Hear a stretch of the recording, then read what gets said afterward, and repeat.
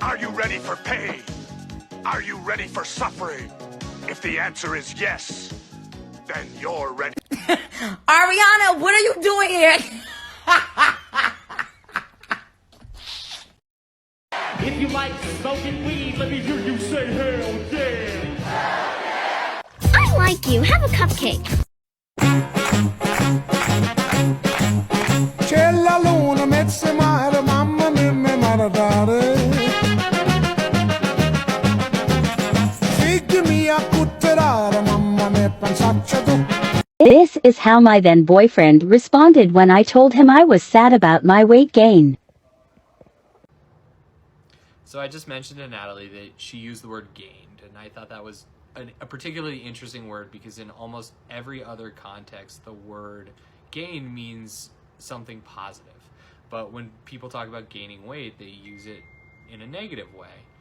And it triggered in my mind thinking about all the other gains that Natalie's had in her life over the past year. She gained a new life with her partner in Denver, in a new city. She gained a brand new career. She gained a master's degree. She gained new friends. She gained new hobbies like baking. And all of those gains are the gains that matter, and they're the ones that really are positive. And it was just an interesting juxtaposition against pounds that she may have gained and how little that actually means relative to the things in her. Hot boy summer. Yeah, it's about to be a hot boy summer. Play it off in the club. Make it hot for the summer. Ooh, burning it up like a hot one. It's looking like a hot. For her. Hot boy summer. Play it off in the club. Make it hot for the summer. Ooh, burning. Bro, you smell good. Hot boy summer. Play it off in the club. Make it hot. Bro, that shirt really brings out your eyes. No, bro, we've always been friends. Like, I don't know, I feel like I've been living a lie. Hot boy summer, play it off in the club. Make it hot for the summer. Burning it up like a hot one. Looking like a hot one. Hello, my strange little onions. You ask, so I'm delivering part 59 of creepy conservative men who come into my DMs because they think I'm a woman. Once upon a DM notification. You look like Cinderella, he said. Thank you, I said. I wonder what other ways you're like Cinderella, he said. I do talk to animals, but it's probably more of a sign of undiagnosed mental illness than it is anything else, I said. Do you want to go to the balls? He asked. This isn't my first rodeo if you're referring to your balls. No, I said. How old are you? He asked. Old enough to know that you're creepy AF, I said. Tell me something, why are girls your age always such little prudes? He asked. If you don't like girls my age, why don't you go after women your own age? I asked. I thought that would make him leave me alone, but it did not. He started typing. The little bubble would appear, and then disappear, and then reappear. I must have really gotten his dander up because he sure was typing a lot.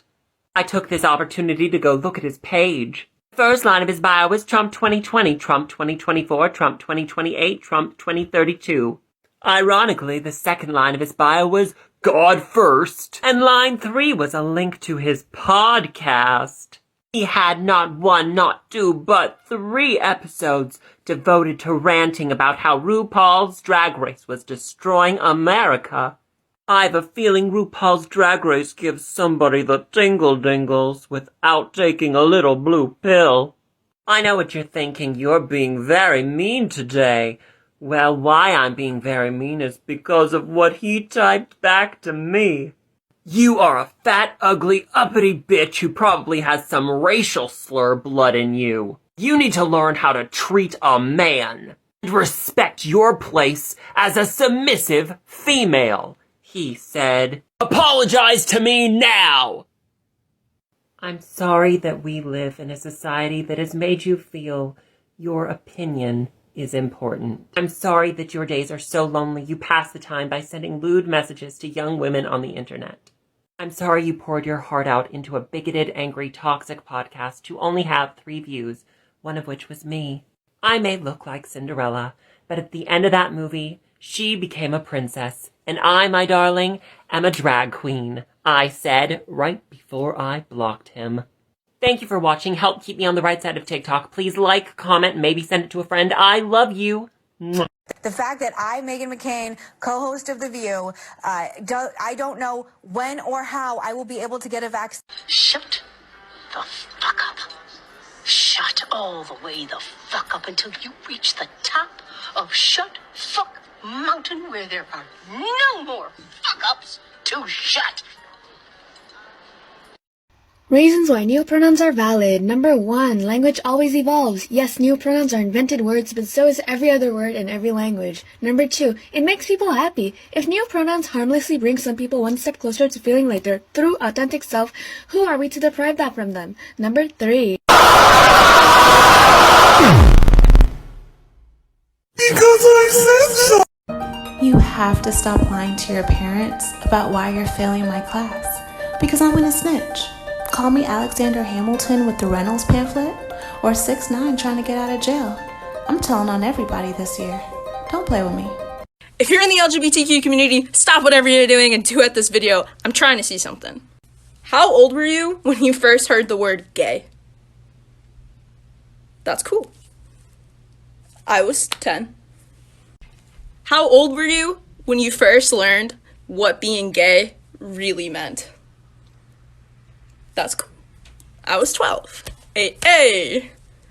And lastly, how old were you, yes you, when you realized you weren't straight? That's awesome.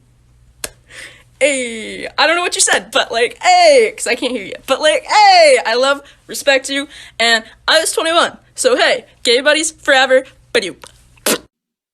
And this is what I mean by, when we're talking about being free to be fully alive or embracing that freedom, is that sometimes you may have to stand up to things that culture's going to go, well, this is great because it's doing a wonderful thing. If it's doing a wonderful thing the wrong way, you're more than welcome to have a dissenting opinion about it. I have no problems with the fact that we need to change how we deal with each other on a racial cultural level, if you will. Not at all. I think there have been people who have impugned other people because of their race or culture unfairly. I don't believe I've ever done it intentionally. Now, if I've done it unintentionally, that's something I have to work on. However, what's interesting to me and what sticks out about this is that like domestic violence is one. You got to put her in check, put her in her place, whatever. You know, she was dressed like she wanted it. Like you taking the blame off the act you committed and putting it on the person that's the victim of it. Bomb. So I want to talk about that a little bit. That specific kind of victim blaming is called rape culture. People who rape are not just these random monsters that climb up out of the swamp. These people exist in our culture, and we make it okay. We make them think it's okay to do that when we do shit like, oh, well, what would, if a girl gets raped, we'll say things like, well, what was she wearing? Why was she even over there? Why was she drinking? And putting it all on her. Bomb. That's so true. Who grew up in a house where you were afraid of your parents? Or times when you felt like maybe you questioned if they loved you or not.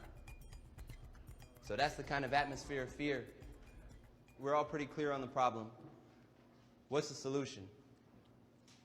In today's episode of We Love to See It, Congressman Mondale Jones. Get him. Mr. Speaker, I have had enough of my colleagues' racist insinuations that somehow the people of Washington, D.C. are incapable or even unworthy of our democracy.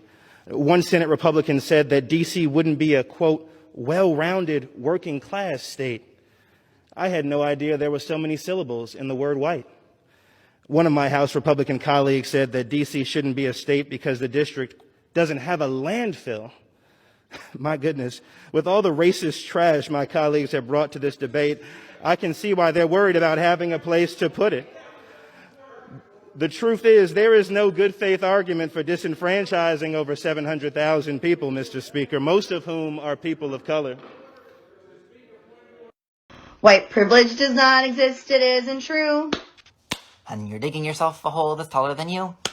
You think you're trying to be funny, but you're miles off the money. Oh my god, white people's brains are totally screwed. Do people call you nasty racial slurs? In an elevator with you, do people clutch their purse? Or cross the street to give you clearance solely based on your appearance? That's white privilege if you can't relate to this verse. In the media, do you not have representation? Have your people been oppressed for generations? Or have to protest in the street to not get murdered by police or end up in industrial incarceration? Are you scared when you're pulled over by the cops? Do you fear for your life and know you might get shot? When you walk into a store, do people assume that you are poor just based on the color of your skin? That's right, thought not. Your willful ignorance is clearly showing through. I'd recommend that you go read a book or two. It's obvious from your hateful lies, this racism you've internalized, and I gotta say, it's really a terrible look on you.